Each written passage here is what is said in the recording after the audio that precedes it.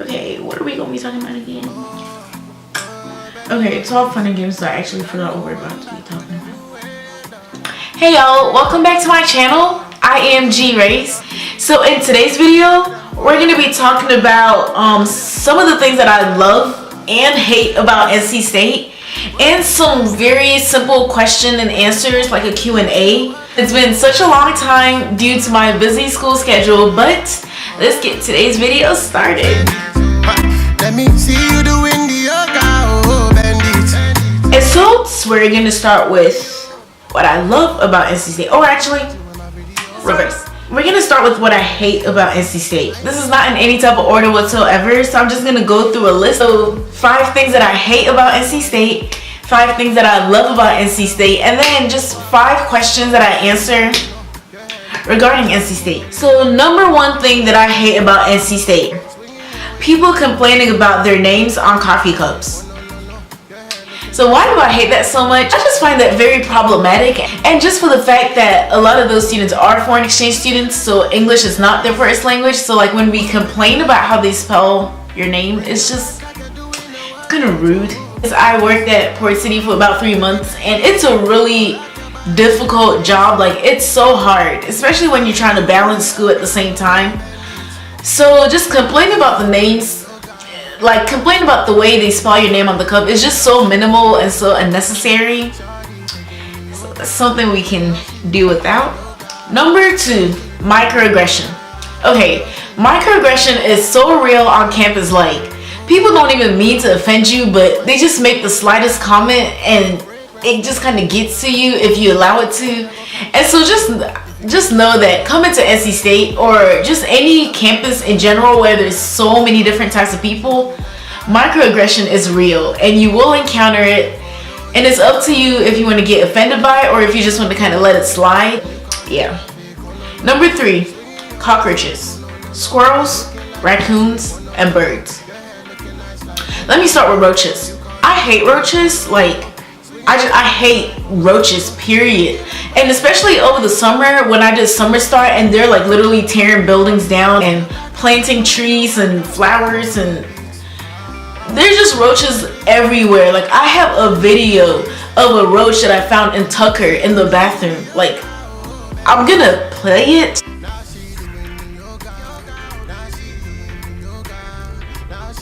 Like, these roaches are disgusting and they're so huge. And okay, so point of correction, they're not actual roaches, they're like water bugs or whatever, because there's so many oak trees apparently.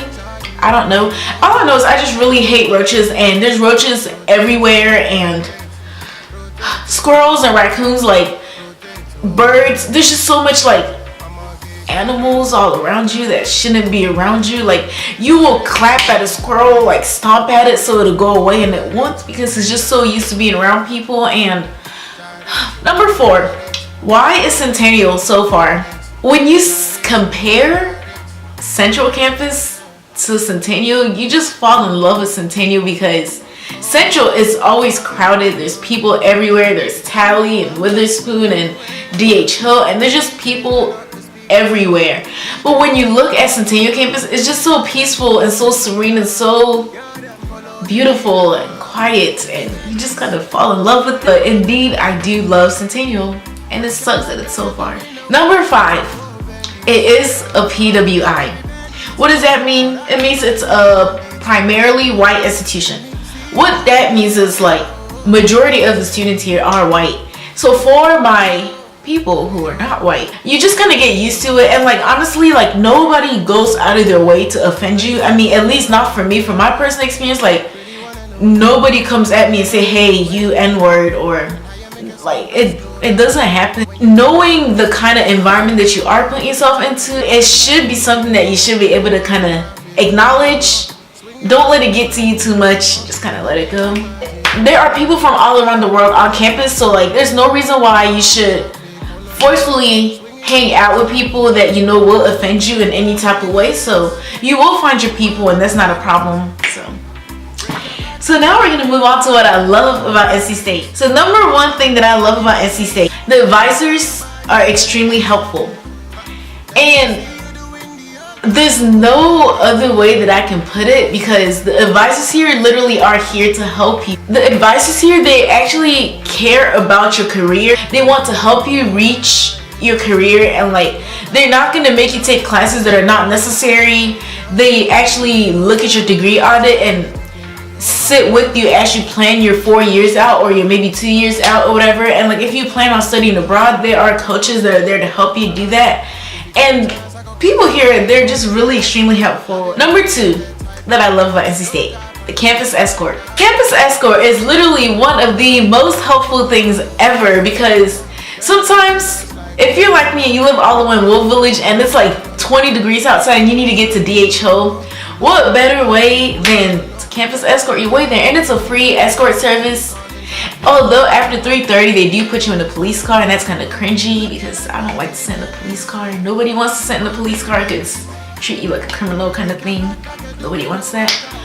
But other than that, like, it's just a really helpful service that's there for you to utilize. It's there for the students to utilize. And number 3, study spaces. There's literally study spaces everywhere, in Tally, in your dorm lounges, in the library. It's just in literally every single building. Like, there's study spaces everywhere. It's just really helpful knowing that there's a place for you to actually go and get work done. There's a place that you can socialize. Number 4, there's a lot of diversity. Although this might sound controversial to the fact that I said it is a PWI, yes, it's a PWI, but at the same time, there's people from all around the world that go here.